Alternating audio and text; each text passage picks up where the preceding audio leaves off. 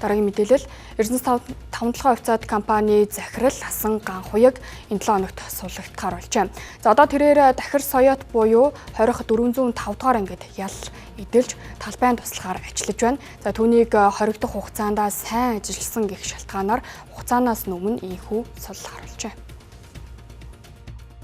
Түүнийг эрэг үеийн 18-ын 6 дугаар зүйл болон 22-ын 4 өөрөрлөл нийтийн албан тушаалтанд хахуул өгч өөрөө их хэмжээний хахуул авч улмаар олсон орлогоо цэвэршүүлсэн буюу мөнгугаас эрэхт буруутган шүсэ. Анхан шатны шүүхээс 5.9 жилийн ял оноосон ч давзаалдах шатанд жигдэрч 3.9 жил болж нийтийн албанд ажиллах эрхийг 7 жилээс 5 жил болгон багасгасан юм а. Мөн 9.9 тэрбум төгрөгийг улсын орлого болгосон байдаг. Харин хамгийн сонирхолтой нь цагийн тооцоолол. Тэрээр 2022 оны 12 дугаар сарын 7-наас 8 шилжигшинд баривчлагдсан.